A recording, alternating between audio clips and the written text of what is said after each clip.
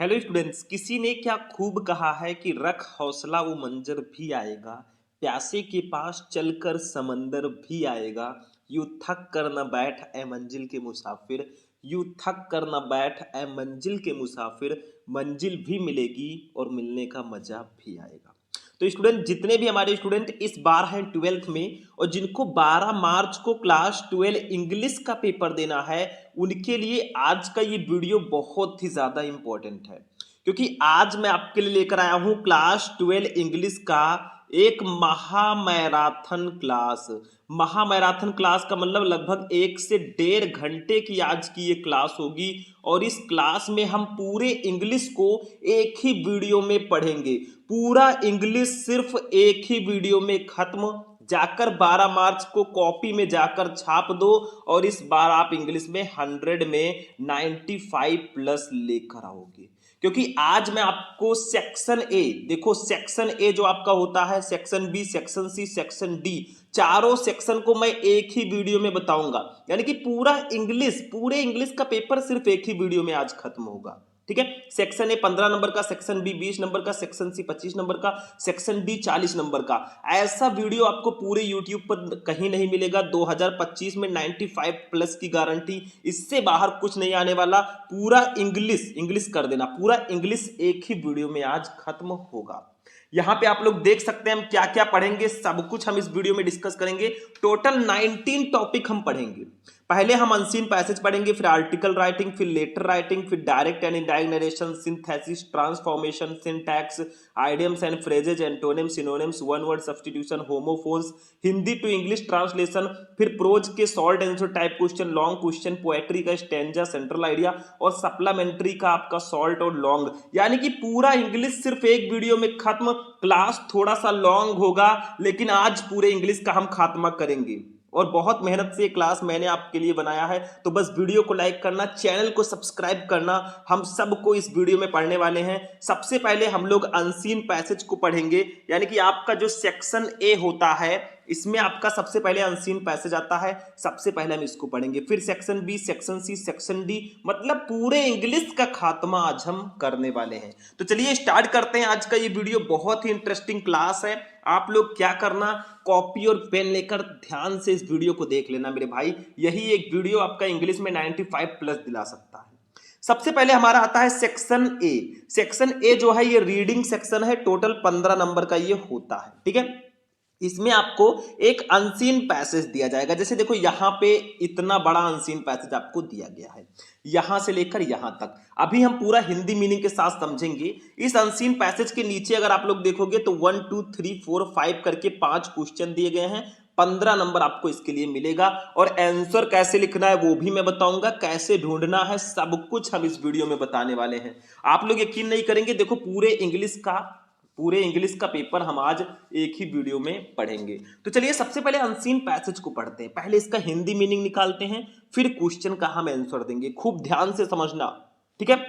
देखो ध्यान से समझना, देखो द रियल ऑर्नामेंट्स, यानी कि द रियल वास्तविक ऑर्नामेंट, आभूषण ऑफ वोमेन, महिलाओं का, इज हर कैरेक्टर, इज है हर कैरेक्टर, उनका चरित्र, हर प्योरिटी, उनकी पवित्रता। यानी कि स्त्री का जो असली आभूषण है उसका चरित्र और उसकी पवित्रता है। ध्यान से समझना, पूरा इंग्लिश आज हम खत्म करेंगे। देखो मेटल यानी कि धातु एंड स्टोन्स और पत्थर कैन नेबर, कभी नहीं बी रियल ऑर्नामेंट, वो वास्तविक आभूषण नहीं हो सकते। मतलब धातु और पत्थर कभी भी असली आभूषण नहीं हो सकते। महिलाएं ऐसा ना सोचें कि वो सोना चांदी पहन ले भैया वही उनका असली आभूषण है। नहीं बेटा, वो अपनी प्योरिटी और अपनी पवित्रता से जानी जाएंगी, अपनी कैरेक्टर से जानी जाएंगी। कितनी भी सुंदर महिलाएं हो, कितने भी आभूषण लदे हों, लेकिन अगर उनका कैरेक्टर अच्छा नहीं है ना, तो आसपास के लोग यही कहेंगे कि ये कैरेक्टर इसका अच्छा नहीं है। ठीक है। तो जो स्त्रियों का असली आभूषण होता है उसका कैरेक्टर और उसकी प्योरिटी होती है। द नेम्स, नाम ऑफ ओमेन, महिलाओं का, लाइक सीता, जैसे Sita, and Damayanti, Damayanti, have become, वे हुए, सेक्रेड, पवित्र, टू अस, हमारे लिए, फॉर दियर, अपने, अनस्यूल्ड वर्च्यू, अनस्यूल्ड वर्च्यू का मतलब होता है पवित्र गुणों के कारण। ठीक है, मतलब कहा जा रहा है कि सीता और दमयंती जैसी महिलाओं के नाम हमारे लिए उनके पवित्र गुणों गुणों के कारण पवित्र हुए हैं। मतलब उनके पवित्र गुण थे, इसी के कारण आज वो इतने पवित्र है। नेबर फॉर देयर ज्वेलरी, वे अपने आभूषणों के कारण नहीं। इफ दे ओर एनी, ओर का मतलब होता है पहनना, जो उन्होंने कभी पहना था। मतलब जो सीता जी हैं और दमयंती जी हैं, वो जो है अपने पवित्र गुणों के कारण पवित्र कहलाई हैं, ना कि ज्वेलरी के कारण जो उन्होंने पहना था। ऐसा मत सोचना, ठीक है, ध्यान से समझना। मैं अभी क्वेश्चन का आंसर बताऊंगा, पूरा इंग्लिश आज हम खत्म करेंगे। ठीक है, आगे देखो, माई आस्किंग फ्रॉम यू, मैं आपसे पूछ रहा हूं, ठीक है, पूछ रहा हूं, योर ज्वेलरी, आपके आभूषण, हैज आल्सो, उनका भी ये वाइडर सिग्निफिकेंस, एक व्यापक महत्व है। मैं आपसे पूछ रहा हूं कि आपके आभूषण का भी एक व्यापक महत्व है। सेवरल सिस्टर्स, कुछ बहनों ने, हैव टोल्ड मी, उन्होंने मुझे बताया, दैट कि दे फील, वे अनुभव करती हैं, ऑल द बेटर, बहुत अच्छा, फॉर गेटिंग रिड, छुटकारा पाकर, ऑफ देयर ज्वेल्स, यानी कि अपने आभूषणों से। तो कई बहनों ने तो मुझे ये भी बताया कि अपने गहने बेचकर या अपने गहनों से छुटकारा पाकर उन्हें बहुत अच्छा महसूस हो रहा है। ठीक है, आगे देखो, I have called this an act of merit in more way than one, यानी कि आई हैव कॉल्ड, मैंने उसे बताया, कहा, मैंने उसे कहा, दिस एक्ट, इस काम को, एक्ट ऑफ मेरिट, यानी कि पुण्य का काम, इन मोर वेज, कई रास्तों से, कई तरीकों से, देन वन। ठीक है, यानी कि मैंने इसे कई मायनों में पुण्य का काम कहा है। ठीक है, आगे देखो, नो मैन, कोई भी मनुष्य, आर ओमेन, कोई भी महिला, इज इंटाइटल्ड, यानी कि वो जो है, इंटाइटल्ड का मतलब होता है हकदार, ठीक है, टू द पोजेशन, पोजेशन का मतलब होता है, पोजेशन ऑफ वेल्थ का मतलब होता है धन रखने का। तो कोई भी पुरुष या महिला तब तक धन रखने का हकदार नहीं है, अनलेस, तब तक, जब तक नहीं, ही और सी, वो, हैज गिवन, वो दे, ये फेयर शेयर, कुछ हिस्सा, फेयर शेयर का मतलब होता है उचित हिस्सा। ठीक है, आप फिट, उसे, टू द पुअर, गरीबों को, एंड द हेल्पलेस, और असहायों को। यानी कि कहा जा रहा है कोई भी पुरुष या महिला तब तक धन रखने का हकदार नहीं है जब तक कि उसने उसका उचित हिस्सा गरीबों और असहायों को ना दान किया हो। आपके पास बहुत पैसे हैं, लेकिन आप अगर उसका उचित हिस्सा किसी गरीब या किसी असहाय को नहीं दे सकते, तो आप अमीर नहीं है मेरे भाई, दिल के अमीर बनो। ठीक है, ध्यान से समझना, अभी क्वेश्चन का आंसर हम ढूंढ ढूंढ के लिखेंगे और आपका 15 नंबर कंप्लीट कराएंगे। ठीक है, आगे देखो, इट इज ए सोशल, ये एक सामाजिक एंड रिलीजियस और धार्मिक ऑब्लिगेशन, ऑब्लिगेशन का मतलब होता है दायित्व है, एंड और हैज बीन कॉल्ड, इसे कहा गया है, ये सेक्रीफाइस, एक त्याग, बाय द भगवत गीता, भगवत गीता में। तो ये एक सामाजिक और धार्मिक दायित्व है और इसे भगवत गीता में एक बलिदान कहा गया है। ठीक है, मतलब किसी अपने धन को थोड़ा बहुत दान करना, ये भगवत गीता में बलिदान कहा गया है। ठीक है, ही हु वो जो does not offer this sacrifice, जो ऐसा त्याग नहीं करता है। ठीक है, मतलब जो ऐसा त्याग नहीं करता है, हैज बीन कॉल्ड, वो कहलाता है, ये थीफ, एक चोर, यानी कि जो ये बलिदान नहीं करता उसे चोर कहा गया है मेरे भाई। ठीक है, the Gita has enumerated many form of sacrifice, the Gita, Gita has enumerated, enumerated का मतलब होता है बताए गए हैं, मैनी फॉर्म, कई रूप, ऑफ सेक्रीफाइस, त्याग के, मतलब गीता में बलिदान के कई रूप बताए गए हैं, बट लेकिन व्हाट ग्रेटर सेक्रीफाइस, इससे बड़ा बलिदान, कैन दियर, क्या हो सकता है, बी देन, टू सर्व, यानी कि सेवा करना, द पुअर, गरीबों का, एंड द नीडी, असहायों का। लेकिन गरीबों और जरूरतमंदों की सेवा करने से बड़ा बलिदान क्या हो सकता है? अगर कोई गरीब है, कोई असहाय है, अगर आप उसकी हेल्प कर देते हैं, तो इससे बड़ा बलिदान मेरे भाई कुछ नहीं हो सकता। ठीक है, फॉर अस टूडे, यानी कि आज हमारे लिए, दियर कैन बी नो सेक्रीफाइस, यहाँ कोई त्याग नहीं है, हायर देन, इससे ऊंचा, टू फॉरगेट, यानी कि भूलना, द डिस्टिंक्शन, यानी कि भेदभाव, ऑफ हाई एंड लो, ऊंच नीच का, एंड और टू रियलाइज, रियलाइज का मतलब होता है अनुभव करना, द इक्वलिटी, बराबर का, ऑफ ऑल मेन, सभी के लिए। यानी कि आज हमारे लिए ऊंच नीच का भेदभाव भूलकर सभी मनुष्यों की समानता का एहसास करने से बड़ा कोई बलिदान नहीं हो सकता। ऊंच नीच का भाव भूल जाइए और सभी लोगों से समानता का व्यवहार कीजिए। हमारा लगभग फिनिश होने वाला है, अभी मैं क्वेश्चन का आंसर भी बताऊंगा, पूरा इंग्लिश आज फिनिश होने वाला है। देखो, आई ऑल्सो विश, मेरी भी इच्छा है, टू ब्रिंग, लाने का, होम, घर, टू द ओमेन, उन महिलाओं को, ऑफ इंडिया, भारत के, दैट की, रियल ऑर्नामेंटेशन, यानी कि असली आभूषण, ठीक है। यानी कि मैं भारत की महिलाओं को यह समझाना चाहता हूं कि द रियल ऑर्नामेंटेशन, असली श्रृंगार लाइज निहित है नॉट इन लोडिंग, यानी कि लोडिंग का मतलब क्या होता है, लदवाने में, द बॉडी शरीर को, विथ मेटल एंड स्टोन यानी कि धातु और पत्थरों से। यानी कि मैं भारत की महिलाओं को यह समझाना चाहता हूं कि असली श्रृंगार शरीर को धातु और पत्थर से लदवाने में नहीं, बट लेकिन इन प्यूरिफाइंग, शुद्ध करने में, द हार्ट हृदय को, एंड और डेवलपिंग विकसित करने में, द ब्यूटी ऑफ शूल यानी कि आत्मा की सुंदरता को, बल्कि हृदय को शुद्ध करने और आत्मा की सुंदरता विकसित करने में है। असली आभूषण, असली जो श्रृंगार है वो मन की, ठीक है, अपने हृदय को शुद्ध करने और आत्मा की सुंदरता विकसित करने में है। अब चलो क्वेश्चन देखते हैं क्या है भाई, हमने इसको पढ़ लिया अच्छे से। क्वेश्चन देखो क्या है, फर्स्ट वाला क्वेश्चन, अभी हम आंसर ढूंढेंगे, बस आप लोग देखते जाओ। देखो फर्स्ट क्वेश्चन हमारा है, what is the real ornamentation of women, यानी कि कहा जा रहा है नारी का असली आभूषण क्या है, नारियों का असली आभूषण क्या है। तो देखो सीधा सीधा ये लिखा, यही उठाकर लिख दो फर्स्ट क्वेश्चन का answer, the real ornamentation of women is her character, her purity. यहां से यहां तक लिख दो भैया, 3 नंबर आपका बिल्कुल कंप्लीट हो जाएगा, एकदम से कंप्लीट, जाकर उठाकर लिख दो। इसलिए मैं कहता हूं अगर अनसीन पैसेज सही से पढ़ोगे भैया तो आप आंसर देने में आपको कोई प्रॉब्लम ही नहीं होगी। अब देखो दूसरा क्वेश्चन क्या है, what thing has been called ये sacrifice by the Bhagavad Gita, यानी कि भगवत गीता में किस चीज को त्याग कहा गया है।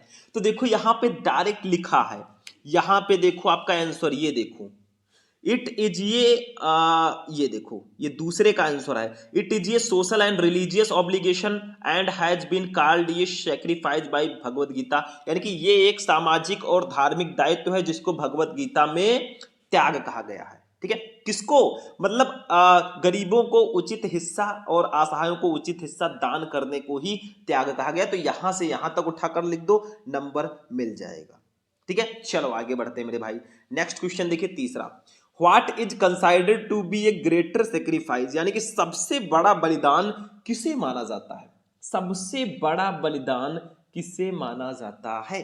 तो यहां पे देखो सीधा सीधा लिखा है, चलो हम बताते हैं कहां पे लिखा है, ये देखो, ये देखो, there can be no sacrifice higher than to forget the distinction of high and low and to realise the equality of all men, यानी कि कहा गया है कि आज हमारे लिए ऊंच नीच का भेदभाव भूलकर सभी मनुष्यों की समानता का एहसास करने से बड़ा कोई बलिदान नहीं हो सकता।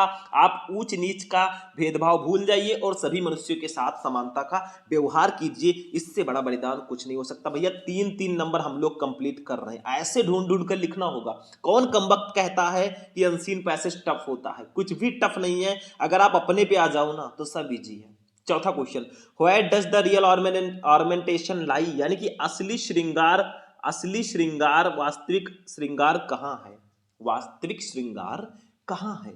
तो देखो यहां पे लिखा है लास्ट में, अगर हम लोग देखेंगे, ये देखो, real ornamentation lies not in loading the body with metal and stone but in purifying the heart and developing the beauty of soul. यहां से लेकर यहां तक दो, चौथा क्वेश्चन ये भी आंसर हो गया।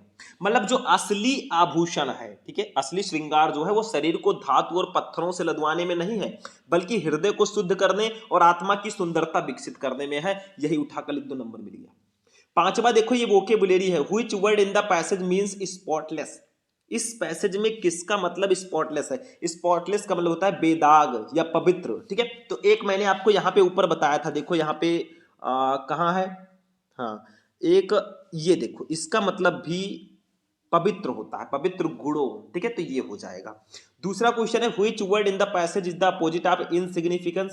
इनसिग्निफिकेंस का अपोजिट क्या होगा, इनसिग्निफिकेंस का मतलब होता है तुच्छता, ठीक है, इसका अपोजिट होगा सिग्निफिकेंस, और शायद हमने कहीं देखा है सिग्निफिकेंस, ठीक है। आप लोग बस ऐसे ढूंढते चलो कहीं पे ये देखो सिग्निफिकेंस है, महत्व, ठीक है, बस हो गया। आगे देखो, what does the phrase getting read of means in the passage. Getting read का मतलब होता है छुटकारा पाना, अभी मैं बताऊंगा। तो चलिए एक एक का हम आंसर लिखते हैं। सबसे पहले हम क्या करेंगे, जब इसको सॉल्व करो तो ऐसे लिख दो, द रियल डॉट डॉट करके ब्यूटी ऑफ शूल, मतलब द रियल हमने कर दिया, डॉट डॉट करके जो इसका लास्ट वर्ड है देखो ये ब्यूटी ऑफ शूल, ठीक है, ऐसे करके आपको लिख देना है। लिख दिया हमने। अब एक एक क्वेश्चन का आंसर देखो। फर्स्ट क्वेश्चन है, what is the real ornamentation of women, what is the real ornamentation of women, यानी कि नारी का असली आभूषण क्या है? तो देखो मैंने बताया अभी, the real ornamentation of women is her character her purity, यानी कि स्त्री का असली आभूषण उसका चरित्र है और उसकी पवित्रता है। 3 नंबर कंप्लीट मेरे भाई, ऐसे कंप्लीट होगा। थोड़ा टाइम भले ही लग रहा है अनसीन पैसेज में, लेकिन ये सबसे इंपॉर्टेंट है, 15 नंबर आपको दिलाएगा। दूसरा question, what thing has been called ये sacrifice by the Bhagavad Gita, मतलब भगवत गीता में किस चीज को त्याग कहा गया है? तो मैंने दूसरे क्वेश्चन का आंसर यहाँ पे बताया था, ठीक है। तो यहाँ पे देखो इसका answer, wealth is a social and religious obligation and has been called ये sacrifice by the Bhagavad Gita. 3 number इसका भी कंप्लीट, यानी कि धन एक सामाजिक और धार्मिक दायित्व है और भगवत गीता में इसे त्याग कहा गया, थोड़ा बहुत आपको सेक्रीफाइस करना चाहिए। तीसरा क्वेश्चन देखो, what is considered to be a greater sacrifice, यानी कि सबसे बड़ा बलिदान किसे माना गया? तो मैंने बताया था ऊंच नीच को भूल कर, अभी मैंने पैसेज में बताया था, तो टू फॉरगेट द डिस्टिंक्शन, यानी कि ऊंच नीच के भेदभाव को भूल कर, डिस्टिंक्शन का मतलब होता है भेदभाव, ऑफ हाई एंड लो, ऊंच नीच के, and to realise the equality of all man, यानी कि सभी मनुष्यों को समानता का अनुभव कराना, is considered to be a greater sacrifice, यही सबसे बड़ा बलिदान है। यानी कि ऊंच नीच के भेदभाव भूलकर सभी मनुष्यों की समानता का अनुभव करना सबसे बड़ा त्याग माना जाता है। 3 नंबर इसका भी कंप्लीट, कुछ करना नहीं है, सिर्फ ढूंढ ढूंढ कर लिखना है। यहां पे मैंने आपको बताया है, इसका आंसर सीधा सीधा दिया है, यहां से लेकर यहां तक आप लिख दो, ठीक है। चौथा question, where does the real ornamentation lie, यानी कि वास्तविक श्रृंगार कहां है? तो मैंने आपको बताया था, ये देखो यहां से देखो, real ornamentation is lie in loading the body, ठीक है। तो ऐसे लिखो आप लोग, the real ornamentation lies in purifying the heart and developing the beauty of soul, यानी कि ये वाला लाइन लिखना है। देखो ये, the real ornamentation in purifying the heart and developing the beauty of soul, ठीक है, यहां पे है। तो ऐसे आप लोग इसको लिख दो, the real ornamentation lies in purifying the heart and developing the beauty of soul, यानी कि वास्तविक श्रृंगार हृदय को शुद्ध करने और आत्मा की सुंदरता को विकसित करने में ही निहित है। फिर इसके बाद क्वेश्चन हमारा वोकेबुलरी 3 था, देखो, which word in the passage means spotless, इस पैसेज में किसका मतलब स्पॉटलेस है? तो अनस्लाइड, इसका मतलब भी होता है पवित्र, ठीक है। तो ये आपका हो जाएगा। उसके बाद में 2 क्वेश्चन और हैं, देखो हमारे, ये देखो 2 क्वेश्चन और है मेरे भाई। दूसरा क्वेश्चन है, which word in the passage is the opposite of insignificance, insignificance का अपोजिट है सिग्निफिकेंस, ऐसे लिख दो, नंबर मिल जाएगा। उसके बाद में तीसरा, what does the phrase getting rid of mean in the passage, तो to do something so as to no longer have affected or bothered by something और समवन देन इन अनवांटेड, यानी कि कहा जा रहा है कि छुटकारा पाने का जो अर्थ है ना, कुछ ऐसा करना जिससे किसी अवांछित वस्तु या व्यक्ति से प्रभावित या परेशान ना होना पड़े, मतलब छुटकारा पाना, ठीक है, मेनली इसका मतलब होगा। 1 नंबर इसके लिए भी। तो ऐसे सॉल्व करोगे तो आपको एग्जामिनर 15 में 15 पूरे देगा। देखो टाइम भले ही लग गया 16-17 मिनट, लेकिन आपका ये कंप्लीट हो गया मेरे भाई। अब टेंशन आप बिल्कुल फ्री रहिए। अब सेक्शन ए हमारा फिनिश हुआ। अगर बात करें हम लोग सेक्शन ए की अपने इस महामैराथन क्लास में, तो 4 सेक्शन हैं। सेक्शन ए हमारा कंप्लीट हो गया 15 नंबर का। अब सेक्शन बी पे चलेंगे। पूरे सेक्शन को हम पढ़ने वाले हैं, आज इंग्लिश का खात्मा होगा मेरे भाई। तो सेक्शन बी में 2 चीजें होती हैं। एक होता है सेक्शन बी राइटिंग, जो है 20 नंबर का आता है टोटल। इसमें एक 10 नंबर का आर्टिकल आता है और 10 नंबर का लेटर आता है। अब आर्टिकल कैसे लिखते हैं? जब भी आप आर्टिकल लिखें किसी भी टॉपिक पर, तो या तो आप छोटे छोटे पैराग्राफ्स वाइज लिख सकते हैं, ऐसे ऐसे 2-3-4 पैराग्राफ में, या आप हेडिंग वाइज लिख सकते हैं। बाकी लेटर तो अभी मैं आपको बताऊंगा। तो आपको कुछ आर्टिकल्स दे दिए जाए, मान लो इसको मैंने हैंड रिटन आपको मैं दिखाना चाहता हूं और इसी को मैं पढ़ाऊंगा। तो सेक्शन बी में अगर बात करें तो हम आर्टिकल अब लेकर आए आपके लिए। हम आपको हेल्थ इज वेल्थ पर आर्टिकल आज बताने वाले हैं। वैसे आर्टिकल्स पर मैं पहले भी क्लासेज आपको दे चुका हूं, आप लोग सर्च करना class 12 English important article Shubham lecturer, तो आपको वीडियो मिल जाएगा, ढूंढोगे तो मिल जाएगा। लेकिन आज हम हेल्थ इज वेल्थ पर आर्टिकल देखेंगे। मैंने बताया आर्टिकल्स को आप पैराग्राफ्स वाइज भी लिख सकते हैं, 3-4 पैराग्राफ में लिखेंगे, आपका आर्टिकल बिल्कुल सही होगा। हेल्थ इज वेल्थ का मतलब होता है स्वास्थ्य ही धन है मेरे भाई, स्वास्थ्य ही धन है, सही बात है। अगर स्वस्थ हो तो आप धनी हो, ठीक है। तो इस पर हम आर्टिकल आज लिखेंगे। देखो एक पैराग्राफ हमारा यहाँ पे हो गया, फिर एक लाइन छोड़ना, फिर दूसरा पैराग्राफ हमारा यहाँ पे हो गया, फिर एक लाइन छोड़ना, उसके बाद में हमारा तीसरा पैराग्राफ भी मैं आपको अगर दिखाना चाहूं तो दिखा सकता हूं। देखो ये हमारा तीसरा पैराग्राफ हो गया यहाँ तक। फिर चौथा पैराग्राफ, मतलब 3-4 पैराग्राफ्स में आपको लिखना है। तो चलिए हेल्थ इज वेल्थ पर लिखते हैं हम लोग आर्टिकल, एक बहुत प्यारा सा, देखो द फ्रेज यानी कि कहावत, हेल्थ इज वेल्थ नहीं, द फ्रेज मतलब the phrase health is wealth यानी कि स्वास्थ्य ही धन है, ठीक है। इज वेल नोन यानी कि ये एक प्रसिद्ध एडेज कहावत है, दैट जो हाईलाइट्स हाईलाइट्स का हम लोग उजागर करती है द इम्पोर्टेंस महत्व ऑफ गुड हेल्थ, अच्छे स्वास्थ्य की इन आवर लाइफ, हमारे जीवन में। यानी कि स्वास्थ्य ही धन है, यह कहावत एक प्रसिद्ध कहावत है जो हमारे जीवन में अच्छे स्वास्थ्य के महत्व को बताती है या उजागर करती है। इंडीड सचमुच हेल्थ स्वास्थ्य इज है one of the most valuable यानी कि सबसे मूल्यवान एसेट संपत्तियों में से एक, ये पर्सन जो एक व्यक्ति कैन पोजेज जिसके पास हो सकती है। मतलब वास्तव में स्वास्थ्य सबसे मूल्यवान संपत्तियों में से एक है जो किसी व्यक्ति के पास हो सकती है।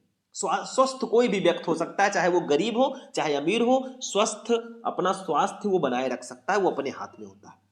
इट इनेबल्स ये सक्षम बनाता है अस हमें टू एंजॉय लाइफ यानी कि एंजॉय लाइफ यानी कि जीवन का आनंद लेने, एंड और परस्यू का मतलब होता है पीछा करने, आवर गोल्स अपने लक्ष्यों का, विथ एनर्जी ऊर्जा के साथ, एंड एंथुसिज्म और उत्साह के साथ। यानी कि ये हमें जीवन का आनंद लेने और ऊर्जा और उत्साह के साथ अपने लक्ष्यों का पीछा करने में सक्षम बनाता है। अगर आप स्वस्थ हैं तो आपके अंदर ऊर्जा रहेगी, आप उत्साह के साथ कोई काम करेंगे। इफ यू आर हेल्दी, तो हेल्थ बनाए रखें मेरे भाई, पहला वाला आपका पैराग्राफ हो चुका है। अब दूसरे पैराग्राफ पे हम चलेंगे, मतलब आपको हेल्थ इज वेल्थ मतलब स्वास्थ्य के बारे में कुछ अच्छी चीजें लिखना है, ठीक है। आगे देखो, देयर आर मैनी रीजन, यहाँ कई कारण है, व्हाई क्यों हेल्थ इज सो इंपॉर्टेंट, स्वास्थ्य इतना महत्वपूर्ण है। मतलब स्वास्थ्य इतना महत्वपूर्ण क्यों है, इसके कई कारण हैं। जैसे देखो, फर्स्टली सबसे पहले गुड हेल्थ अच्छा स्वास्थ्य अलाउज अनुमति देता है, ठीक है, अस हमें टू लिव जीने के लिए, ये लॉन्गर एक लंबा एंड मोर फुलफिलिंग और ज्यादा संतुष्टिदायक, ठीक है, और ज्यादा स्वस्थ जीवन, फुलफिलिंग लाइफ, ठीक है। मतलब सबसे पहले अच्छा स्वास्थ्य हमें लंबा और स्वस्थ जीवन जीने में मदद करता है। अगर आप स्वस्थ रहेंगे तो आप लंबे समय तक जिएंगे, दीर्घायु होंगे और एक स्वस्थ जीवन जिएंगे, ठीक है। आगे देखो, वी कैन परस्यू यानी कि हम जो है पूरा कर सकते हैं आवर ड्रीम्स अपनी आकांक्षाओं, अपनी सपनों को, एंड एक्सपिरेशन अपनी आकांक्षाओं को, मतलब हम अपने सपनों और आकांक्षाओं को पूरा कर सकते हैं, एंड और इंजॉय आनंद ले सकते हैं द कंपनी का मतलब होता है संगति का, आप लव्ड वंस अपने प्रियजनों के। तो हम अपने सपनों और आकांक्षाओं को पूरा कर सकते हैं और अपने प्रियजनों की संगति का आनंद भी ले सकते हैं अगर हम स्वस्थ हैं। इट आल्सो ये भी हेल्प सहायता करता है अस हमें टू अवॉइड बचने के लिए, इलनेस बीमारी एंड डिजीज और रोगों से, ये हमें बीमारी और रोगों से बचने में भी मदद करता है। व्हिच जो कैन बी बॉथ वो दोनों हो सकता है, कॉस्टली महंगा, एंड डिबिलिटिंग और दुर्बल करने वाला। यानी कि बीमारी जो है वो हमारे लिए महंगी भी हो सकती है और दुर्बल करने वाली भी हो सकती है। मतलब हो सकता है बीमारी किसी को हो गई तो उसको पैसे भी ज्यादा खर्च करने पड़े और वो बेचारा पतला दुबला भी हो जाए, तो दोनों हो सकता है मेरे भाई। तो ये दूसरा पैराग्राफ था। तीसरे पैराग्राफ पे हम लोग चलेंगे। यहाँ पे देखो 3-4 पैराग्राफ में लिखना आर्टिकल, ठीक है, तो आपका 10 नंबर बिल्कुल कंप्लीट रहेगा। आगे देखो क्या है, फर्दर मोर इसके अलावा गुड हेल्थ अच्छा स्वास्थ्य इज लिंक्ड जुड़ा हुआ है टू ग्रेटर प्रोडक्टिविटी यानी कि अधिक उत्पादकता, एंड सक्सेस और सफलता से। इसके अलावा अच्छा स्वास्थ्य अधिक उत्पादकता और सफलता से भी जुड़ा हुआ है, ठीक है। व्हेन जब भी फील हम अनुभव करते हैं फिजिकली शारीरिक रूप से, एंड मेंटली और मानसिक रूप से वेल अच्छा, वी कैन परफॉर्म हम परफॉर्म कर सकते हैं एट आवर बेस्ट अपना सबसे अच्छा, एंड और अचीव आवर गोल अपने लक्ष्यों को प्राप्त कर सकते हैं विथ ग्रेटर एज बहुत आसानी से। मतलब जब हम शारीरिक और मानसिक रूप से स्वस्थ महसूस करते हैं तो हम अपना सर्वश्रेष्ठ प्रदर्शन कर सकते हैं और अपने लक्ष्यों को बहुत आसानी से प्राप्त कर सकते हैं। दिस कैन लीड ये बढ़ावा देता है टू कैरियर सक्सेस यानी कि करियर की सफलता, फाइनेंशियल स्टेबिलिटी यानी कि वित्तीय स्थिरता, एंड ये सेंस ऑफ पर्सनल फुलफिलमेंट और व्यक्तिगत संतुष्टि की भावना को, ठीक है। तो इससे कैरियर में सफलता, वित्तीय स्थिरता और व्यक्तिगत संतुष्टि की भावना पैदा हो सकती है, ठीक है। अब हम चौथा जो पैराग्राफ लिखेंगे छोटा सा लिखेंगे, देखो आपको एक एक लाइन छोड़ के लिखना है तो ज्यादा बेटर मेरे अकॉर्डिंग रहेगा। अब देखो, इन शॉर्ट संक्षेप में हेल्थ स्वास्थ्य इज ट्रूली वेल्थ, यानी कि वास्तव में धन है, मतलब संक्षेप में स्वास्थ्य ही वास्तव में धन है। बाई इन्वेस्टिंग, यानी कि इन्वेस्ट करके इन आवर फिजिकल, अपने शारीरिक एंड मेंटल और मानसिक वेलबींग, भलाई में, मतलब अपने शारीरिक और मानसिक स्वास्थ्य में निवेश करके वी कैन लिव, हम रह सकते हैं ये हैप्पियर, खुशहाल, मोर प्रोडक्टिव, ज्यादा उत्पादक एंड मोर फुलफिलिंग लाइफ, और ज्यादा संतुष्टिदायक जीवन। ठीक है, यानी कि हम अब अधिक खुशहाल, हम अपने शारीरिक और मानसिक स्वास्थ्य में निवेश करके हम अधिक खुशहाल, अधिक उत्पादक और अधिक संतुष्टिदायक जीवन जी सकते हैं। बस हो गया मेरे भाई, मैंने आपको पैराग्राफ वाइज बताया कि आप आर्टिकल को लिखिए, पैराग्राफ वाइज लिखा, ऐसे 10 में 10 आपको एग्जामिनर जो कॉपी चेक करेगा वो देगा, इसमें कोई शक ही नहीं है। अब हम लोग चलेंगे अपने महत्वपूर्ण लेटर पे। देखो आज पूरे इंग्लिश का खात्मा करेंगे, हमने भी कसम खा रखी है कि जब तक आपको 95 नहीं दिला देते भैया, हम आपको छोड़ने वाले में से नहीं है। ठीक है, अब हम चलते हैं अपने लेटर पे। लेटर जो हमारा है ये भी 10 नंबर का आता है, और आज हम लिखेंगे एक ऐसे टॉपिक पर लेटर, आप खुद ही देख लो। राइट ए लेटर, एक पत्र लिखो to the water works department, यानी कि जल कार्य विभाग वालों को, कंप्लेनिंग, शिकायत करते हुए, अबाउट के बारे में, इरेटिक यानी कि अनियमित एंड पॉल्यूटेड और प्रदूषित वाटर सप्लाई, जल आपूर्ति इन योर लोकेलिटी, अपने इलाके में, यानी कि अपने इलाके में प्रदूषित और अनियमित जल आपूर्ति की शिकायत करते हुए जल कार्य विभाग वालों को एक पत्र लिखो कि आप जहां रहते हैं वहां पे पानी की थोड़ी बहुत प्रॉब्लम है।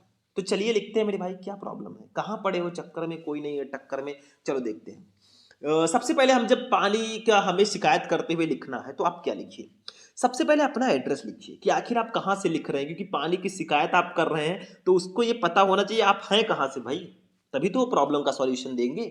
तो नवाबगंज गोंडा हमने लिख दिया भाई, अपना एड्रेस हमने लिख दिया। ठीक है, उत्तर प्रदेश मैंने लिख दिया।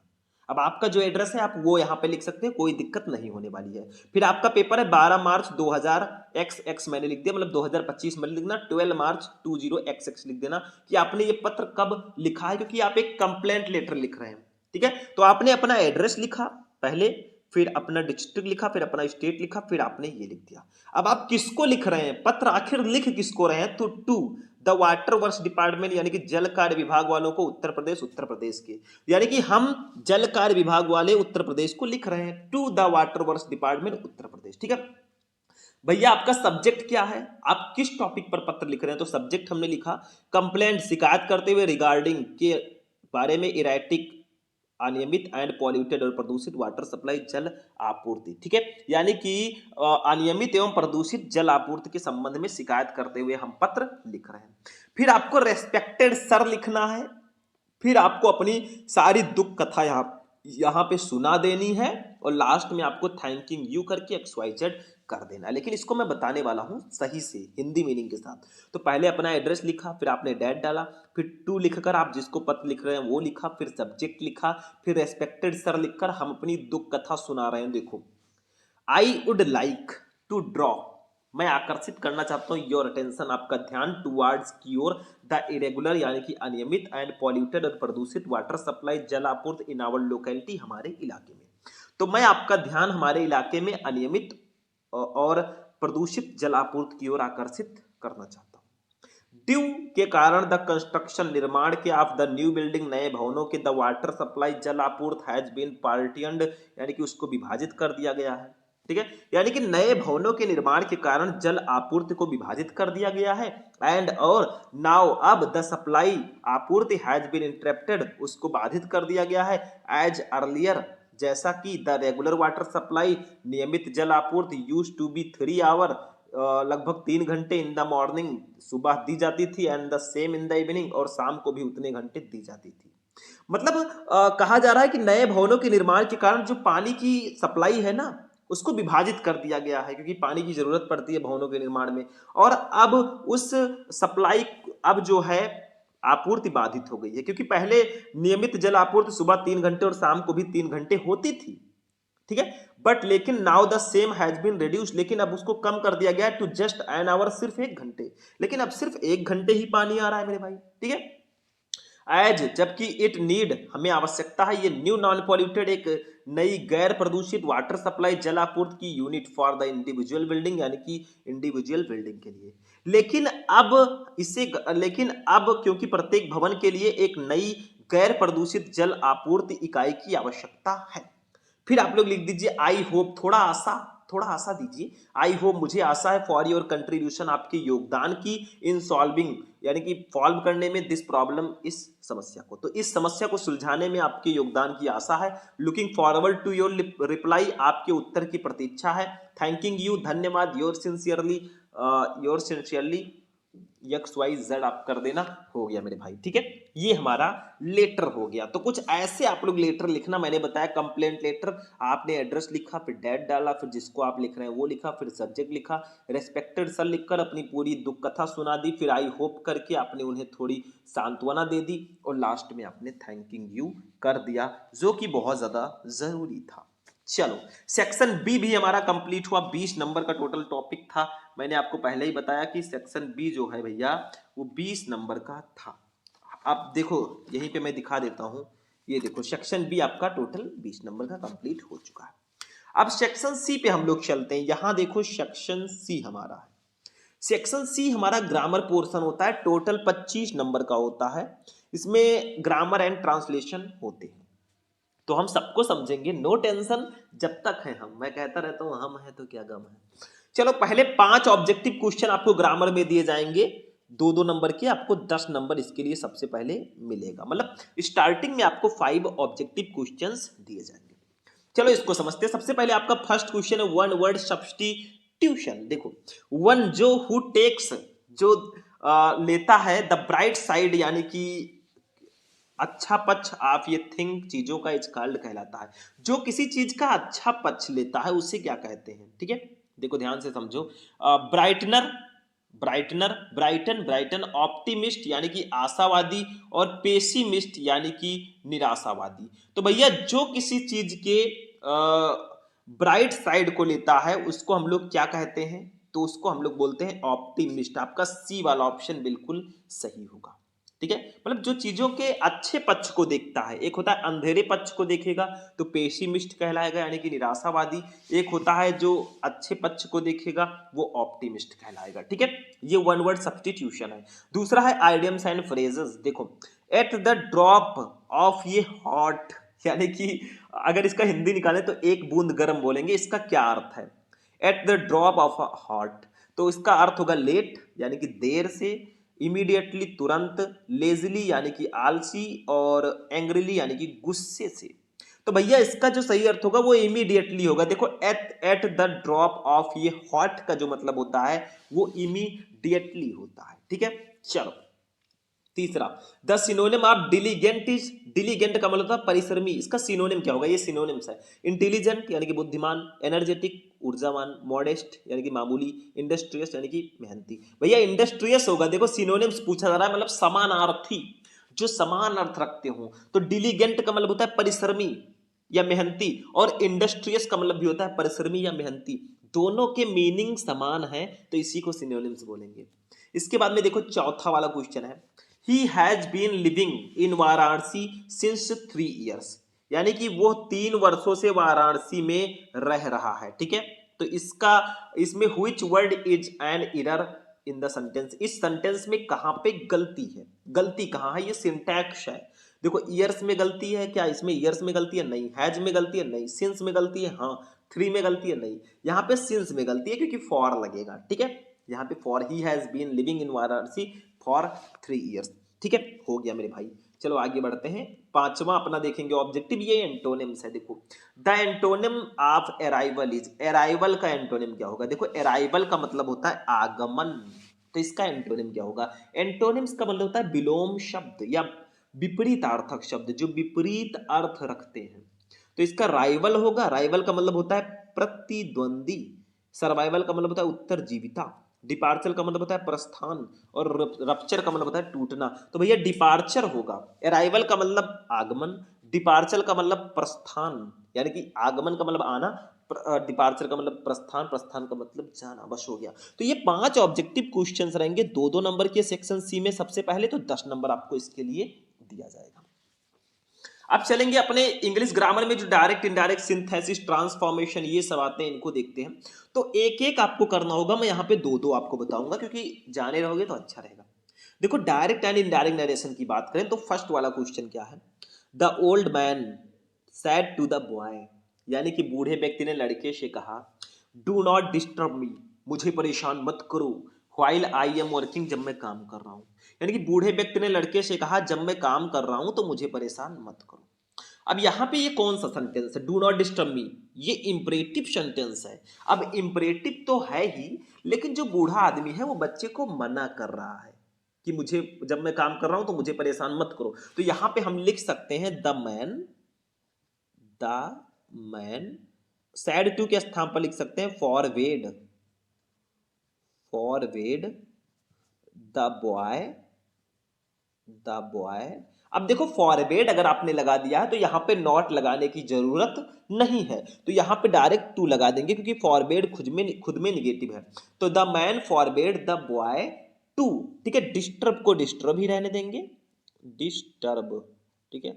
मी है फर्स्ट पर्सन का प्रोनाउन, बदलेगा सब्जेक्ट से, सब्जेक्ट है द ओल्ड मैन, तो इसके लिए अपने की अंग्रेजी लिखेंगे हिज, ठीक है, सॉरी हिम लिखेंगे, ठीक है, to disturb him while, while I है फर्स्ट पर्सन का प्रोनाउन, बदलेगा सब्जेक्ट से, सब्जेक्ट है द ओल्ड मैन, तो द ओल्ड मैन के जगह पर हम सब्जेक्टिव केस लिखेंगे ही, तो व्हाइल ही, एम बदल जाएगा वाज में और वर्किंग हो जाएगा वर्किंग, ठीक है। अब ये आपका बिल्कुल बदल चुका है इनडायरेक्ट में।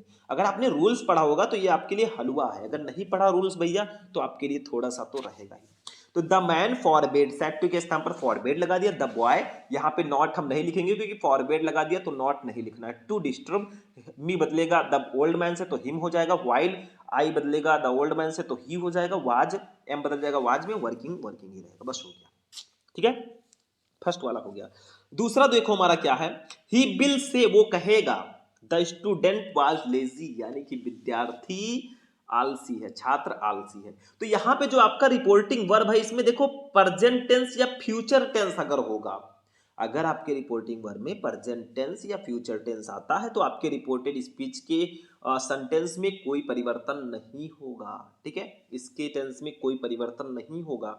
तो लिखेंगे ही विल से, बस सिर्फ बीच में हम कंजक्शन दैट लगा देंगे, that the student,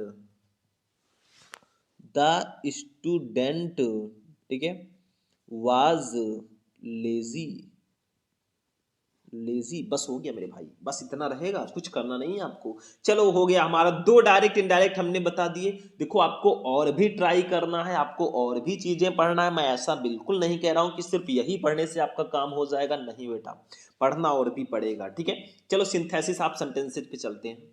synthesis of sentences मतलब दो या दो से अधिक सेंटेंसेज को जोड़कर एक सेंटेंस बनाना, बट उसका मीनिंग नहीं बदलना चाहिए। जैसे देखो फर्स्ट है, the boy failed many time, लड़का कई बार असफल हुआ, ही गेव अप हिज स्टडीज, उसने अपनी पढ़ाई छोड़ दी, मतलब लड़का कई बार फेल हुआ, उसने अपनी पढ़ाई छोड़ दी। इसको कंपाउंड सेंटेंस में बदलना है तो कैसे बदलोगे, तो यहां पे लिखेंगे the boy, the boy failed, failed many times, ठीक है, so he gave up his studies, ठीक है। बीच में मैंने सो लगा दिया, यानी कि ये कंपाउंड सेंटेंस में बदला जा चुका है मेरे भाई। तो द बॉय, देखो मीनिंग ना बदले, ऊपर कहा गया था लड़का कई बार असफल हुआ, उसने अपनी पढ़ाई छोड़ दी, नीचे कहा गया the boy failed many time, लड़का कई बार असफल हुआ, सो इसलिए ही गेव अप हिज स्टडीज, उसने अपनी पढ़ाई छोड़ दी। मैंने सिर्फ सो लगा दिया, ये कंपाउंड सेंटेंस में चेंज हो चुका है, ठीक है, नो प्रॉब्लम जब तक है हम। दूसरा देखो क्वेश्चन, ध्यान से समझना दूसरा वाला।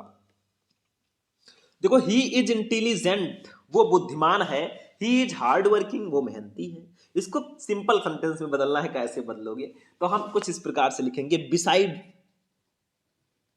बिसाइड का मतलब होता है के अतिरिक्त या के अलावा, being intelligent, being intelligent, intelligent, यानी कि बुद्धिमान होने के अलावा he is hard working, he is hard working, ठीक है, यानी कि बुद्धिमान होने के अलावा वो हो, वो हो क्या, ऊपर क्या कहा गया था, he is intelligent he is hard working, यानी कि वो बुद्धिमान है, वो मेहनती है। तो बिसाइड बीइंग इंटेलिजेंट, बुद्धिमान होने के अलावा ही इज हार्ड वर्किंग, वो मेहनती है। बस ये सिंपल सेंटेंस में बदल चुका है, क्यों टेंशन ले रहे हो गया काम। चलो इसको भी हटाते हैं। अभी तो मापी है मुट्ठी भर जमी हमने, अभी तो पूरा आसमान बाकी है। अभी तो आपका पूरा सेक्शन सी और डी बचा ही है।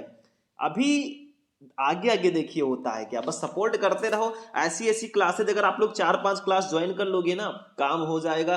कहां पड़े हो टेंशन में, ठीक है। चलो, ट्रांसफॉर्मेशन ऑफ सेंटेंसेज को आप जानते हैं। इसमें आपको सेंटेंसेज को ट्रांसफॉर्म करना होता है। जैसे फर्स्ट है, मीनिंग नहीं बदलना चाहिए मेरे भाई, मीनिंग नहीं बदलना चाहिए। देखो, ओबे और टीचर्स, यानी कि अपने शिक्षकों की आज्ञा का पालन करो, इनटू निगेटिव सेंटेंसेस को निगेटिव में बदलना है, लेकिन मीनिंग वही रहे। कैसे करोगे, चलो करते हैं। इस तरह लिख दो, डू नॉट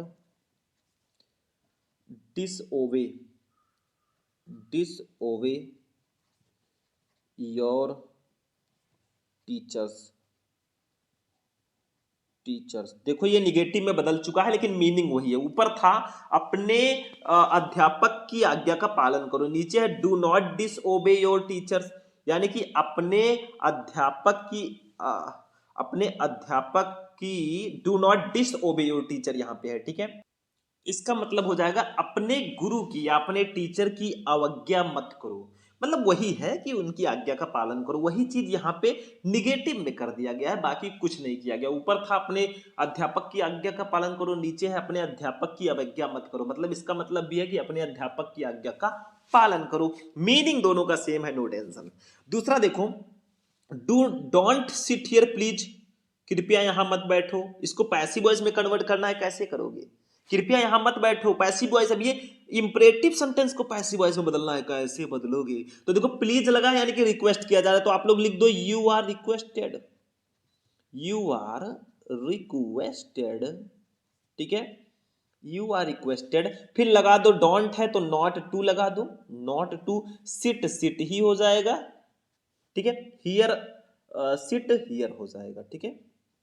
तो you are requested not to sit here, बस ये हो गया पैसिव वॉइस में, क्योंकि ये इंपरेटिव सेंटेंस था मेरे भाई, पैसिव वॉइस में हो चुका है।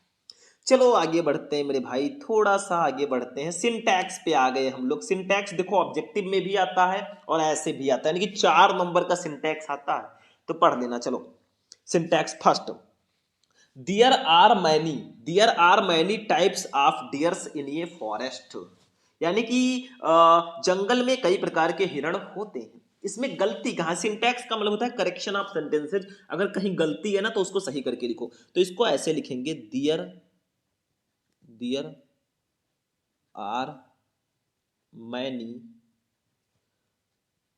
Type of deer in a forest.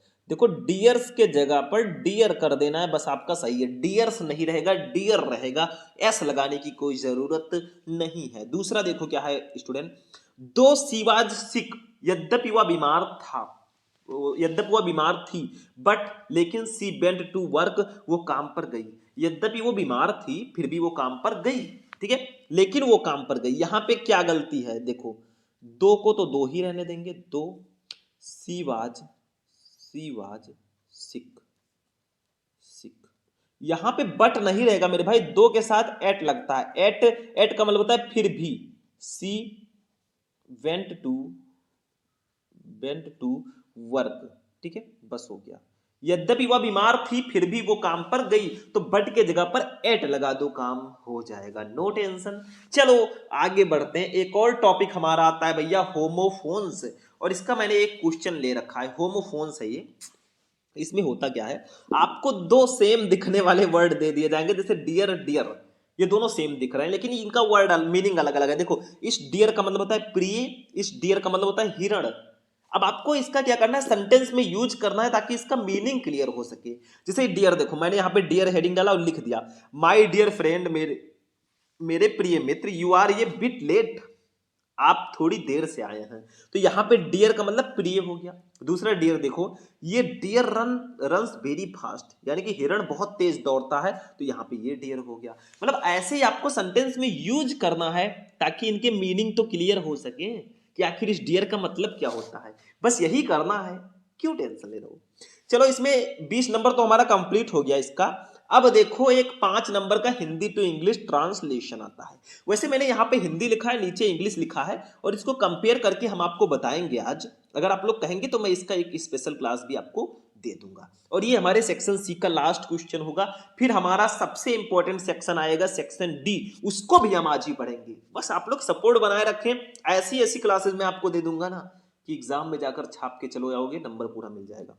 देखो क्या है, एक दिन, वन डे, अब्दुल रहीम खान खाना एक नगर से दूसरे नगर जा रहे थे। तो देखो एक दिन, वन डे लिखना, फिर अब्दुल रहीम खान खाना, कौन जा रहे थे, अब्दुल रहीम खान खाना, ठीक है।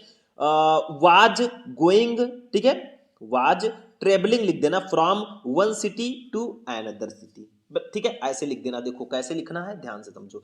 One day Abdul Rahim Khan Khana was travelling from one city to an other, ठीक है, मतलब एक दिन अब्दुल रहीम खान खाना है एक नगर से दूसरे नगर जा रहे थे। फिर रास्ते में ऑन द वे वो अपने साथियों के साथ एक सड़क के किनारे ठहरे। कौन ठहरे, वो, तो ये सब्जेक्ट हो जाएगा ही, ठीक है। ठहरने का मतलब होता है स्टॉप्ड, स्टॉप लिखेंगे, ठीक है। कहां ठहरे, सड़क के किनारे, बाय द रोड साइड, ठीक है। किसके साथ ठहरे, विथ हर कंपनीज, ठीक है, तो ऐसे लिखेंगे। ऑन द वे रास्ते में, ही स्टॉप्ड वो ठहरे, बाय द रोड साइड मतलब सड़क के किनारे, विथ हिज कंपनीज अपने साथियों के साथ, ठीक है। तो ऐसे आपको इंग्लिश में ट्रांसलेट कर देना है। एक आदमी उधर से गुजरा, ठीक है, ये मैन पास्ट बाई, ठीक है, पास्ट बाई, ठीक है, तो यहां पे लिख देंगे ये मैन पास्ट बाई, ठीक है।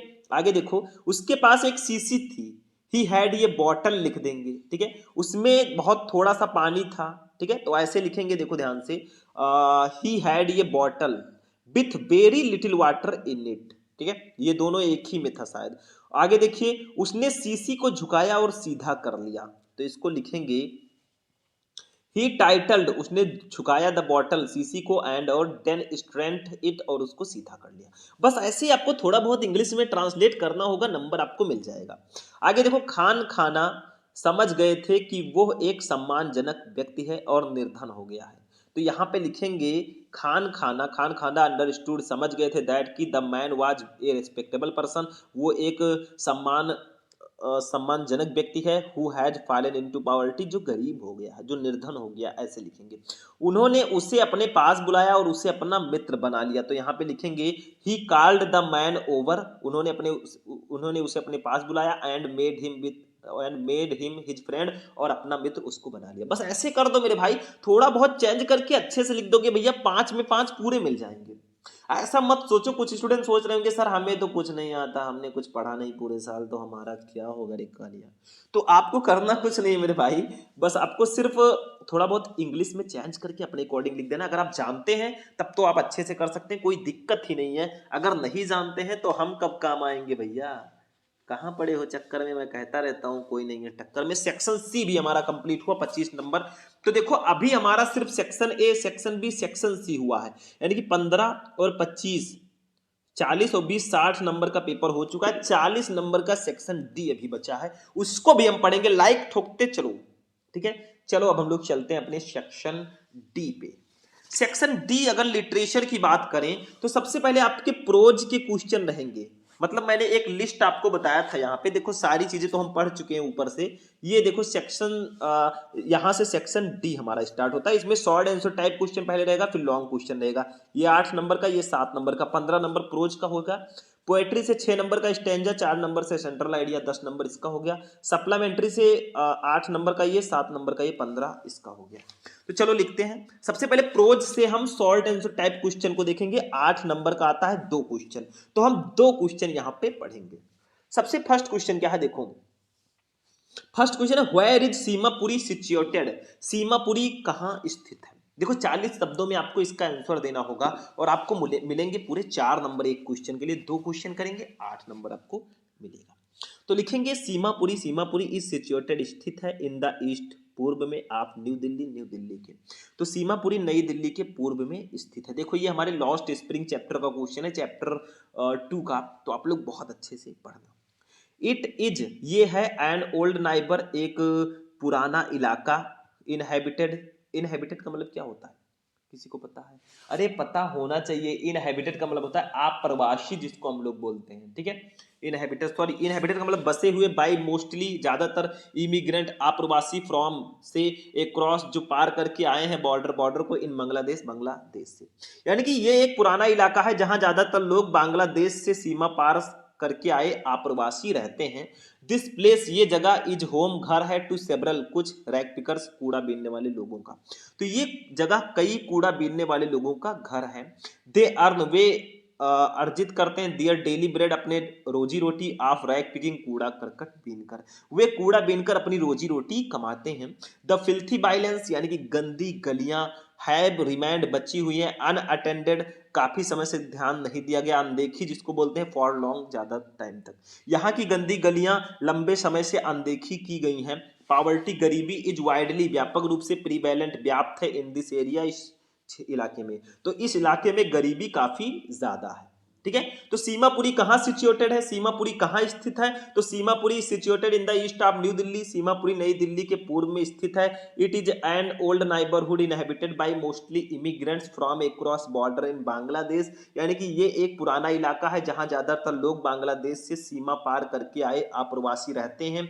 This place is home to several rag pickers, ये कुछ कूड़ा बीनने वाले लोगों का घर है। They earn their daily bread of rag picking with, वे कूड़ा बीनकर अपनी रोजी रोटी कमाते हैं। The filthy violence have remained unattended for long, यानी कि यहाँ की गंदी गलियां लंबे समय से अनदेखी की गई हैं। Poverty is widely prevalent in this area, गरीबी इस इलाके में व्यापक रूप से व्याप्त है। बस हो गया फर्स्ट क्वेश्चन। चलो second short answer type question देखते हैं भैया, 4 नंबर का रहेगा ये सब, और ये हमारे द रैट ट्रैप चैप्टर का है, चूहेदानी, ठीक है। तो व्हाई, क्यों, डिड द पेडलर, यानी कि फेरी वाले ने, कंसाइडर, समझा, द वर्ल्ड, संसार को, एज अ रैट ट्रैप, एक चूहेदानी। तो फेरी वाले ने इस संसार को चूहेदानी क्यों समझा, आखिर उसे ये संसार चूहेदानी क्यों लगा? तो द पेडलर, फेरी वाला, कंसाइडर, उसने समझा, द होल वर्ल्ड, इस पूरे संसार को, as a big rat trap, एक बड़ी चूहेदानी। तो फेरी वाले ने पूरी दुनिया को एक बड़ी चूहेदानी समझा। इट्स सोल पर्पस, जिसका एकमात्र उद्देश्य, बीइंग टू सेट बेट्स, यानी कि उद्देश्य लोगों को फंसाना था, फॉर पीपल, लोगों को, यानी कि जिसका एकमात्र उद्देश्य लोगों को फंसाना था। द जॉय, यानी कि खुशियां, एंड रिचेज, और दौलत, ऑफ दिस वर्ल्ड, इस संसार की, आर नथिंग, कुछ नहीं है। मतलब इस दुनिया की खुशियां और दौलत कुछ नहीं है, बट सिर्फ, लेकिन टेम्पटिंग बैड्स, लुभावने, प्रलोभन, एंड और क्या कहते हैं, लुभावने चारे के अलावा, मतलब ये दुनिया, उसने सोचा कि ये दुनिया जो है एक लुभावना चारा है। एंड और एनीवन, जो कोई भी हुई टेम्पटेड, जो लुभाया जाता है, बाय दम, उनके द्वारा, वाच कैप्चर्ड, वो पकड़ लिया जाता है, बाय द राइटर, चूहेदानी के द्वारा, व्हिच कंप्लीटली, जो पूरी तरह से क्लोज्ड, बंद हो जाती है, इन ऑन हिम, उस पर।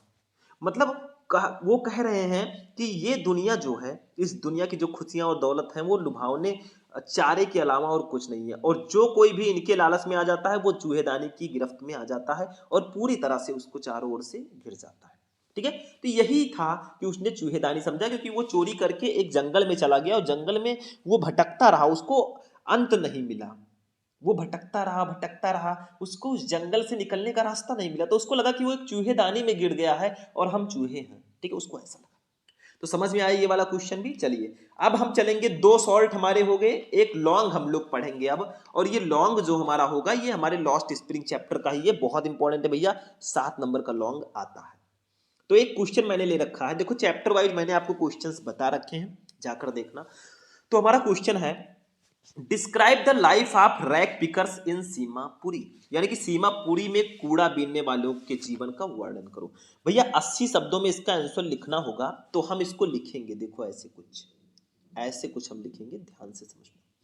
तो हम पढ़ते हैं खूब ध्यान से, आप लोग चीज़ों को समझना क्योंकि इंपॉर्टेंट है। देखो सीमापुरी इज है ये सेटलमेंट, एक बस्ती, आप मोर देन 10,000, यानी कि 10,000 लोगों से भी ज्यादा कूड़ा बीनने वाले, रैग पिकर्स, कूड़ा बीनने वाले, मतलब सीमापुरी में 10,000 से भी ज्यादा कूड़ा बीनने वाले लोगों की ये बस्ती है। इट इज ए प्लेस, ये एक स्थान है, ऑन द पेरी फेरी, यानी कि बाहरी इलाके में, आप दिल्ली के, ये दिल्ली के बाहरी इलाके में बसा एक इलाका है।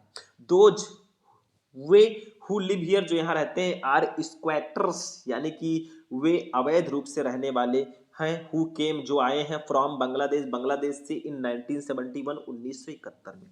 तो यहाँ रहने वाले लोग 1971 में बांग्लादेश से आए अवैध रूप से रहने वाले लोग हैं। रैक पिकर्स, कूड़ा बीनने वाले लोग, लिव्स रहते हैं इन स्ट्रक्चर ऑफ मड, मिट्टी के बने घरों में। तो कूड़ा बीनने वाले मिट्टी के घरों में रहते हैं। दे हैव रूफ्स, उनके पास छतें हैं, ऑफ टिन, टीने की, एंड टारपोलिन, और तिरपाल की। यानी कि उनके पास टीन और तिरपाल की छतें हैं, मतलब ऐसा बहुत अच्छा वाला छत नहीं है भैया, वो टिन और तिरपाल लगाकर कहीं भी वो बच जाते हैं। देयर इज नो सीवेज, यानी कि यहाँ कोई सीवेज, ड्रेनेज, कोई ड्रेनेज और रनिंग वाटर या बहता पानी नहीं है। यानी कि यहाँ कोई सीवेज, ड्रेनेज या बहता पानी नहीं है। दे लिव, वे रहते हैं हियर, यहाँ, विदाउट एन आइडेंटिटी, बिना किसी पहचान के, एंड विदाउट परमिट, और बिना किसी परमिट के। वे यहाँ बिना किसी पहचान और बिना किसी परमिट के रहते हैं। Food is more important for them than their identity, यानी कि फूड, भोजन, इज मोर इम्पोर्टेंट, ज्यादा महत्वपूर्ण है, फॉर देम, उनके लिए, देन दियर आइडेंटिटी, उनकी पहचान से।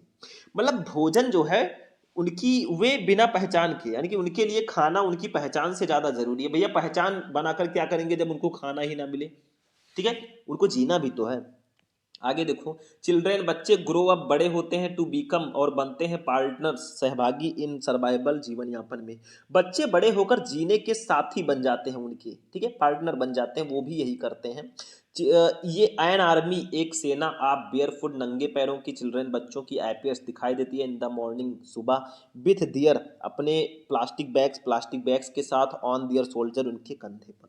यानी कि सुबह सुबह नंगे पांव बच्चों की फौज अपने कंधों पर प्लास्टिक के थैले लिए नजर आती है। कौन होते हैं? कूड़ा बीनने वाले लोगों के बच्चे होते हैं। गार्बेज, कूड़ा बीनने वाले, हैज ये डिफरेंट मीनिंग, उनके लिए एक अलग अर्थ है, फॉर चिल्ड्रन, बच्चों का। यानी कि कूड़ा बीनना बच्चों के लिए, कूड़े का एक अलग ही मतलब होता है। वो सोचते हैं इस कूड़े में कुछ ऐसा मिल जाए जिससे काम हो जाए भाई, दिन बन जाए। फॉर देम, उनके लिए, it is wrapped in wonder, यानी कि उनके लिए ये एक अद्भुत अद्भुत में लिपटा होता है, ठीक है, आश्चर्य से लिपटा होता है। दे में फाइंड ये रूपी, यानी कि उन्हें 1 रुपया, इवन ये 10 रुपी नोट नोट, एक 10 रुपए का नोट, और ये सिल्वर क्वाइन, एक चांदी का सिक्का भी मिल सकता है। मतलब उनको ऐसा लगता है कि उन्हें 1 रुपया, 10 का नोट या चांदी का सिक्का भी मिल सकता है। There is always hope of finding more, और उन्हें अधिक पाने की हमेशा आशा होती है, ठीक है, समझ में आया। तो ये सीमापुरी में रहने वाले कूड़ा बीनने वाले लोगों की कहानी है। क्वेश्चन था कि describe the life of rag pickers in Seemapuri, Seemapuri में कूड़ा बीनने वालों के जीवन का वर्णन करो। चलो थोड़ा और समझते हैं इसको, फिर से एक बार देखते हैं ऐसे जल्दी जल्दी। देखो, Seemapuri is a settlement of more than 10,000 rag pickers, यानी कि सीमापुरी 10,000 से ज्यादा कूड़ा बीनने वाले लोगों की बस्ती है। It is a place on the periphery of Delhi, ये दिल्ली के बाहरी इलाके में बसा एक इलाका है। Those who live here are squatters who came from Bangladesh in 1971, यानी कि यहाँ रहने वाले लोग 1971 में बांग्लादेश से आए अवैध रूप से रहने वाले लोग हैं। Rag pickers live in structure of mud, कूड़ा बीनने वाले लोग मिट्टी के घरों में रहते हैं। They have roof of tin and tarpaulin, उनकी जो छतें हैं वो टीन और टारपोलिन की बनी है। There is no sewage, drainage और रनिंग वाटर, यहाँ कोई सीवेज, ड्रेनेज या बहता पानी नहीं है। They live here without an identity and without permit, वे यहाँ बिना किसी पहचान और बिना किसी परमिट के रहते हैं। Food is more important for them than their identity, भोजन उनके पहचान से भी उनके लिए ज्यादा महत्वपूर्ण है। Children grow up to become partner in survival, बच्चे भी बड़े होकर उनमें पार्टनर, भागीदारी बनते हैं। An army of barefoot children appears in the morning with their plastic bags on their soldier, और सुबह सुबह नंगे पांव बच्चों की फौज अपने कंधों पर प्लास्टिक के थैले लिए नजर आती है। गार्बेज हैज ये डिफरेंट मीनिंग फॉर चिल्ड्रेन, कूड़ा करकट बच्चों के लिए एक अलग ही उसका अर्थ है। For them it is wrapped in wonder, उनके लिए ये आश्चर्य से भरा है। दे में फाइंड ये रूपी, इवन ये 10 रुपी नोट, और ये सिल्वर कॉइन, उनको ऐसा लगता है कि उन्हें 1 रुपया, 10 का नोट या चांदी का सिक्का भी इसमें मिल सकता है। There is always hope of finding more, और अधिक पाने की भी उनको आशा हमेशा बनी रहती है कि कुछ ज्यादा भी हमें मिल सकता है। तो प्रोज वाला सेक्शन हमारा कंप्लीट हुआ। टू शॉर्ट एक लॉन्ग हमने देखा भैया, ठीक है, तो ये 15 नंबर आपका कुछ ऐसे कंप्लीट होगा। अब हम लोग चलेंगे अपने पोएट्री वाले सेशन पे। देखो भैया पोएट्री पे आ चुके हैं हम। अब पोएट्री के बाद सप्लीमेंट्री देखेंगे। देखो क्लास भले ही 1 घंटे से ऊपर हो जाए, लेकिन जब तक तोड़ेंगे नहीं तब तक छोड़ेंगे नहीं। चलो पोएट्री पे हम लोग आ गए मेरे भाई। पोएट्री में सबसे पहले स्टेंजा देखेंगे। पोएट्री टोटल 10 नंबर का आता है, इसमें 6 नंबर का स्टेंजा और 4 नंबर का सेंट्रल आइडिया रहेगा। स्टेंजा में मैंने लिया है इस स्टेंजे को, देखो ध्यान से समझो थोड़ा सा। फिशरमैन यानी कि मछुआरे इन द कोल्ड सी ठंडे समुद्र में वुड नॉट हार्म, वो हानि नहीं पहुंचाते व्हेल्स व्हेल्स को, यानी कि ठंडे समुद्र में मछुआरे व्हेल को नुकसान नहीं पहुंचाते। एंड और द मैन गैदरिंग सॉल्ट, और जो आदमी नमक इकट्ठा करने वाला जो व्यक्ति है, वुड लुक वो देखता है, एट हिज अपने हर्ट हैंड अपने चोटिल हाथों को, यानी कि जो नमक इकट्ठा करने वाले व्यक्ति हैं वो अपने चोटिल हाथों को देखता रहता है। मतलब कहा जा रहा है fisherman in the cold sea would not harm whales, यानी कि ठंडे समुद्र में मछुआरे व्हेल को नुकसान नहीं पहुंचाते। And the man gathering salt would look at his hurt hand, और जो व्यक्ति नमक इकट्ठा करने वाला होता है वो अपने चोटिल हाथों को देखता रहता है। क्वेश्चन देखो क्या है, क्वेश्चन है what would the fisherman not do, यानी कि मछुआरे क्या नहीं करेंगे। ठीक है, तो हम कुछ ऐसे भैया जब इसको सॉल्व करेंगे तो फिशरमैन डॉट डॉट करके हर्ट हैंड ऐसे कुछ इसको लिख देंगे। फिर फर्स्ट क्वेश्चन है what would the fisherman not do, मछुआरे क्या नहीं करेंगे, तो लिखेंगे the fisherman would not hurt और injure the whales in the seas, यानी कि द फिशरमैन मछुआरे वुड नॉट हर्ट यानी कि चोट नहीं पहुंचाएंगे और इंज्योर या घायल नहीं करेंगे द व्हेल्स, व्हेल्स को इन द सी समुद्र में, यानी कि मछुआरे समुद्र में व्हेल को चोट नहीं पहुंचाएंगे या घायल नहीं करेंगे। व्हेल का मतलब जो व्हेल मछली होती है, आपको पता होगा व्हेल नाम सुना होगा।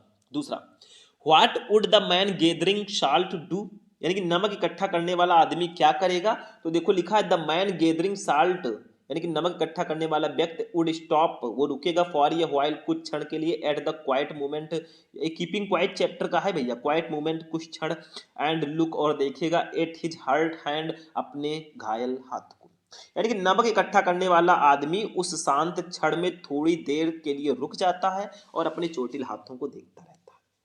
तीसरा question what movement is the poet talking of, कवि किस क्षण की बात कर रहे हैं, तो देखो कवि जी उस क्षण की बात कर रहे हैं, द पोएट कवि, ठीक है, इज टॉकिंग वो बात कर रहा है, आप मूवमेंट उस क्षण का, आप स्टिलनेस यानी कि स्थिरता का, एंड क्वाइटनेस और मौन का, यानी कि कवि स्थिरता और मौन के क्षण की बात कर रहा है भैया। ऐसे लिखोगे तो एक एक क्वेश्चन के लिए आपको दो दो नंबर यहाँ पे मिलता है, और टोटल 3 क्वेश्चन रहेंगे, तीनों का आंसर दोगे भैया 6 नंबर ऐसे एग्जामिनर देगा। ले बेटा जा जी ले अपनी जिंदगी। अब हम चलते हैं अपने सेंट्रल आइडिया पे, हमारा ये हो गया 4 नंबर का सेंट्रल आइडिया आएगा, इसको देखते हैं। हमने लिया है एक ऐसे इंपॉर्टेंट सेंट्रल आइडिया को, देखो सेंट्रल आइडिया जो होता है इंग्लिश में वो 100% फिक्स होता है। 2-3 सेंट्रल आइडिया मैं आपको बता दूं, एक माई मदर एट 66, एक कीपिंग क्वाइट और एक है a thing of beauty. In 3 chapter को सेंट्रल आइडिया आप पढ़ लो भैया, आपका 4 नंबर कोई काट ही नहीं सकता। वैसे आज हम लेकर आए माई मदर एट 66 का सेंट्रल आइडिया, मेरी 66 साल की माँ, ठीक है 66 ईयर की हो चुकी है, तो थोड़ा सा हम समझेंगे।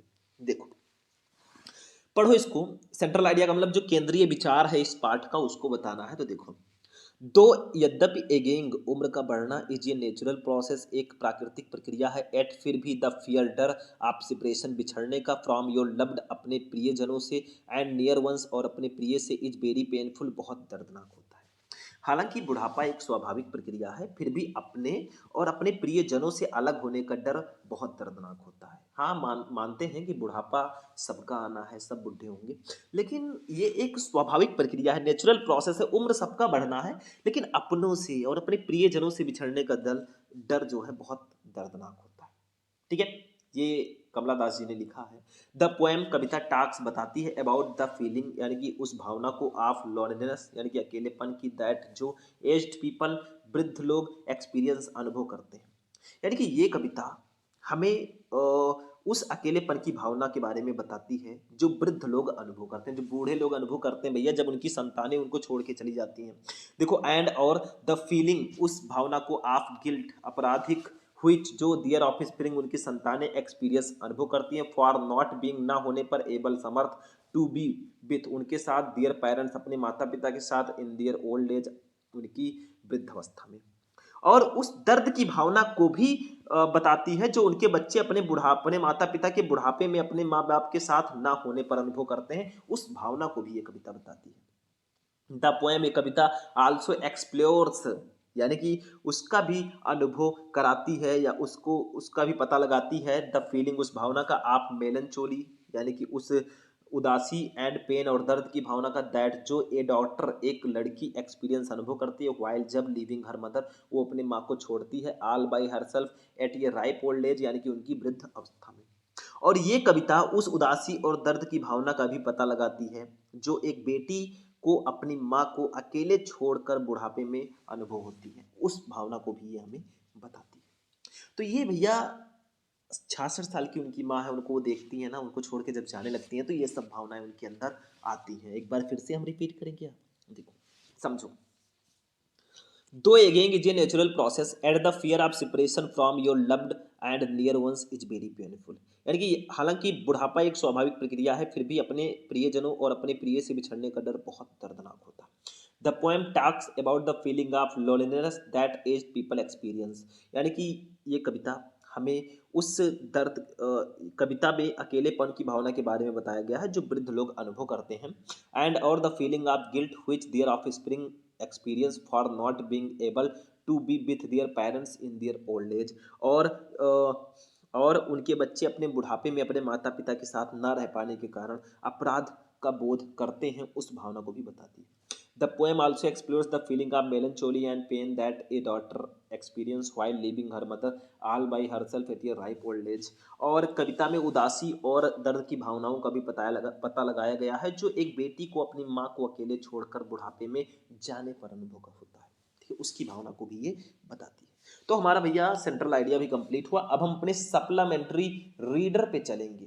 टोटल वो भी हमारा 15 नंबर का आएगा, जैसे प्रोज में था वैसे इसमें भी रहेगा। सप्लीमेंट्री रीडर टोटल 15 नंबर का आएगा, इसमें salt answer type question 8 number के रहेंगे और एक लॉन्ग क्वेश्चन रहेगा।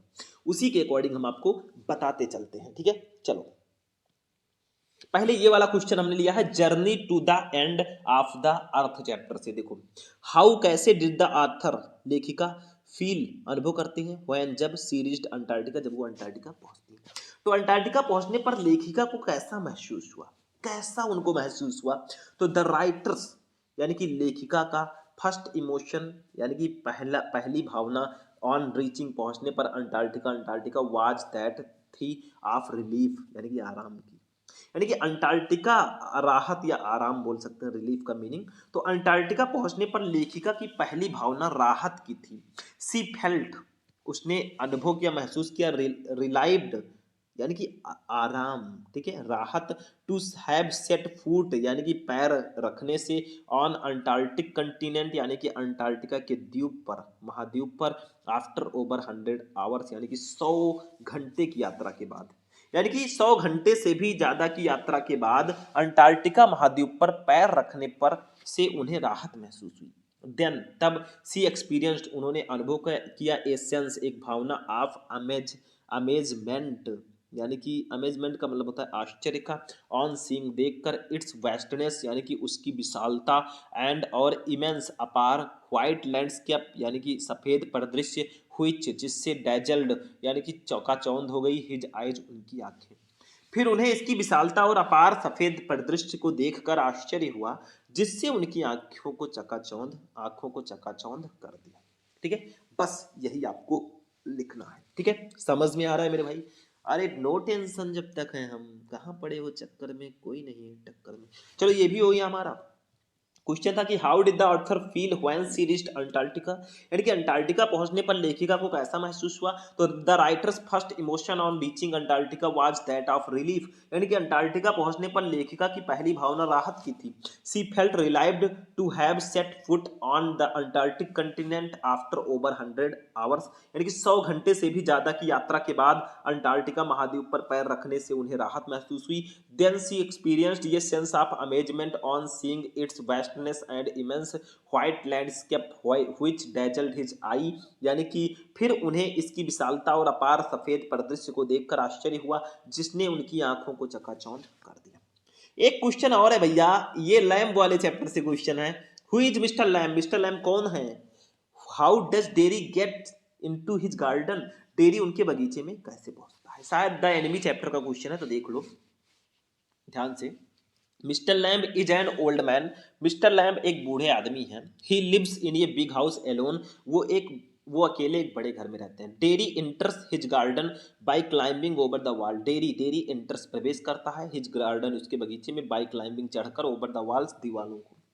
तो डेरी को ये जगह पसंद है, मतलब डेरी को ये जगह, डेरी जो है हाँ क्या है, Derry enters his garden by climbing over the wall, Derry उनके बगीचे में दीवाल से होकर, दीवाल पर चढ़कर उनके बगीचे में प्रवेश करता है। Dairy like the place, dairy को ये जगह पसंद है, एंड और थिंग्स सोचता है, दैट कि there is nobody inside it, कि उसके अंदर कोई नहीं है। तो डेरी को ये जगह पसंद है और उसे लगता है कि इसके अंदर कोई नहीं है। He wants to sit here, वो वहां बैठना चाहता है।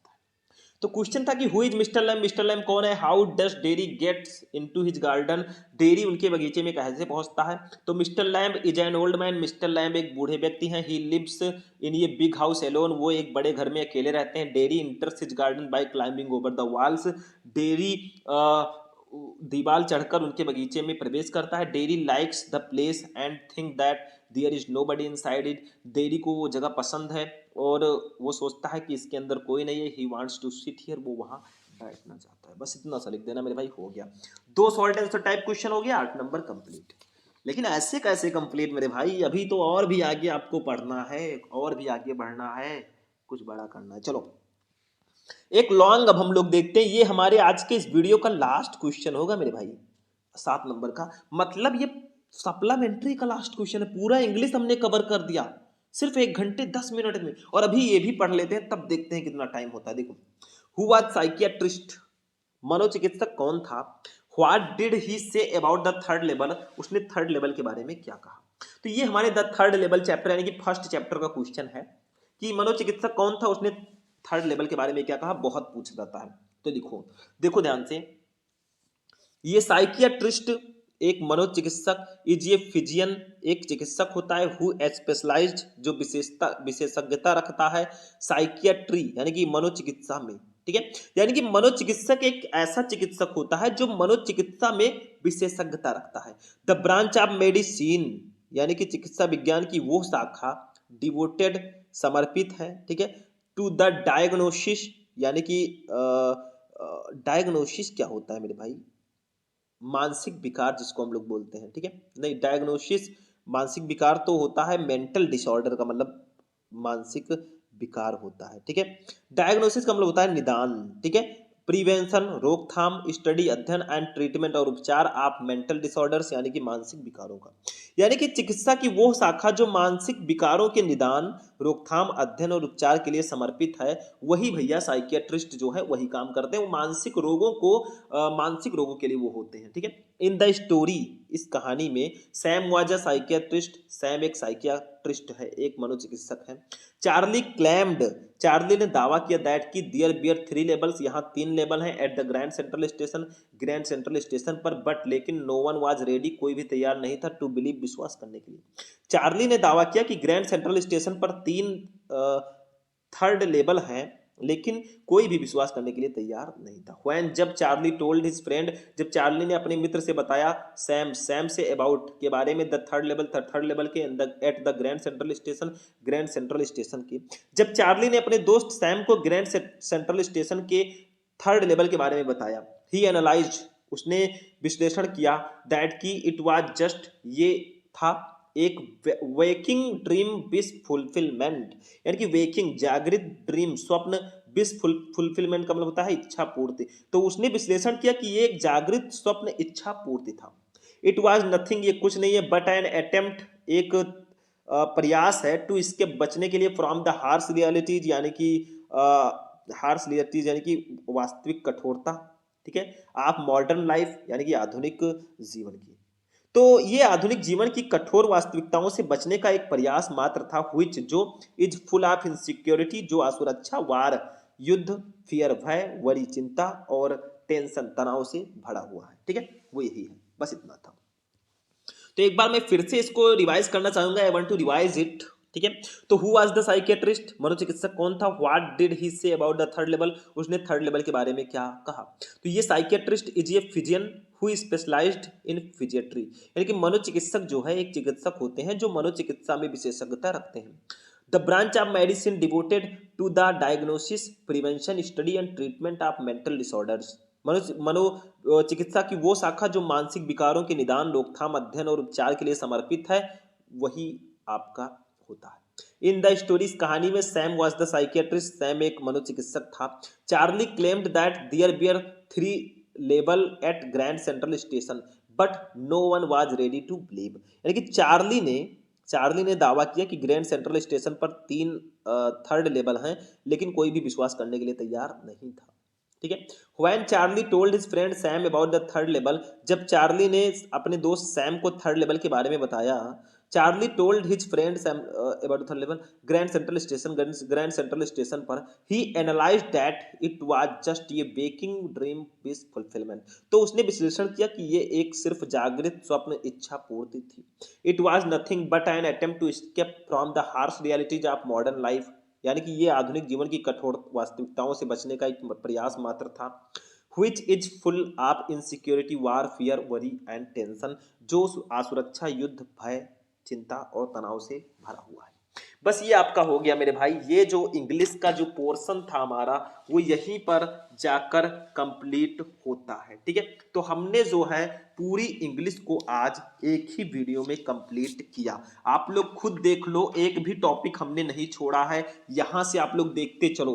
19 टॉपिक जो मैंने बताया था, unseen passage, article, letter, English grammar, उसके बाद में ये सारी चीजें आज हमने पढ़ लिया 1 घंटा 15 मिनट की क्लास में। क्लास बहुत स्पेशल था। आई होप कि आपको वीडियो अच्छा लगा होगा। भैया मेहनत बहुत किया मैंने, तो बस वीडियो को लाइक करना, चैनल को सब्सक्राइब करना। फिर मिलेंगे हम नेक्स्ट वीडियो में नेक्स्ट टॉपिक के साथ। तब तक के लिए जय हिंद।